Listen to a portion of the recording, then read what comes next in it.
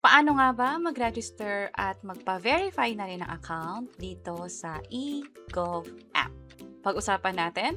By the way, kung first time mo sa channel na to and gusto mo pa ng mga online tutorial videos katulad nito, please click the subscribe button. Ang pinakaunang step ay mag-download ng app sa Play Store or sa App Store, depende kung saan kayo nag-download. Bali dito sa Play Store, sinearch ko lang yung egov, which is ito siya, tap install, at hintayin natin na ma-fully download. I-open kapag na-install na successfully. At ang kagandahan dito sa app na to ay pwede nating ma-access yung mga government services. Halimbawa yung sa NBI, yung sa LTO, sa Pag-IBIG, at iba pa. Pwede rin tayong mag-apply. Halimbawa, itatry natin yung sa NBI or sa PSA. Also, marami pang mga features dito na pwede nating ma-take advantage. After makapag-download at install, mag-sign up na tayo. So, click tong sign up na button at i-provide yung mga information na hinihingi dito. Kapag okay na, create new account. By the way, yung email address dapat active siya kasi magpapadala ng 6-digit code doon sa email address na yon. So clearly, dapat na-access nyo, dapat active yung email na yon, dapat sa inyo yon. Ito yung code, i-enter natin dito, and then tap next. Next naman ay yung cellphone number. Ganon din kapareho ng email, dapat active at na-access nyo kasi magpapadala ulit ng OTP na katulad nito na siyang i-enter dito, and then tap next. This time, set your MPIN. So, maglalagay tayo dito ng 6-digit PIN na gagamitin natin every time mag-login tayo sa egov app. Dalawang beses i-enter. And then, kapag okay na, congratulations! Meron na tayong account sa egov. For notifications, ayoko siyang i-on. So, click ko lang tong continue. Pero, hindi pa tayo natatapos. Kailangan i-verify yung account. Hanggat hindi bini-verify yung account, kapag i-access natin yung mga features dito, halimbawa yung PhilHealth, LTO, Pag-IBIG, kahit yung digital ID natin, ito yung makikita mong warning. Verify your account. So, dito sa homepage, as soon as makita mo to, verify, tap mo lang yan, at hihingi ng mga basic information sa atin. Konti lang naman yung hihingi nila, citizenship at birthday, maging gender.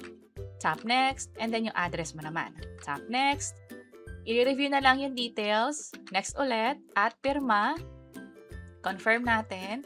This time, selfie naman.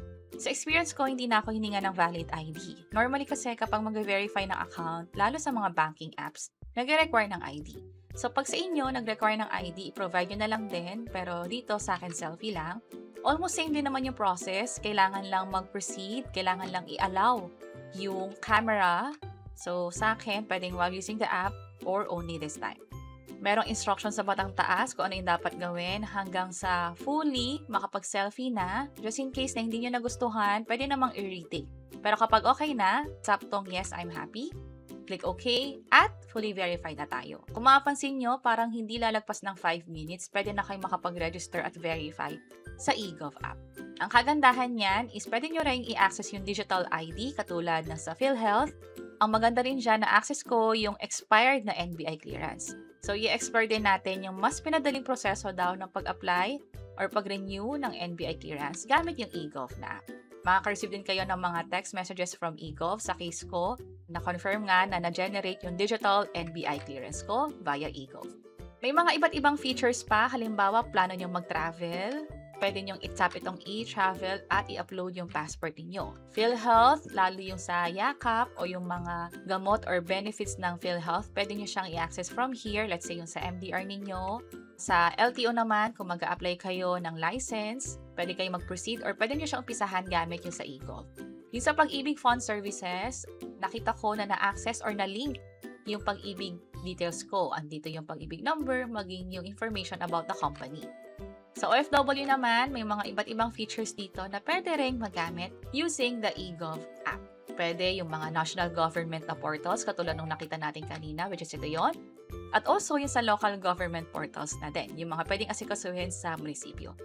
Dito sa bandang gitna, may mga benefits na pwedeng magamit din. Halimbawa, yung sa PSA certificates, yung sa NOAA, yung pag-check ng panahon, yung laboratory, at assistance na din.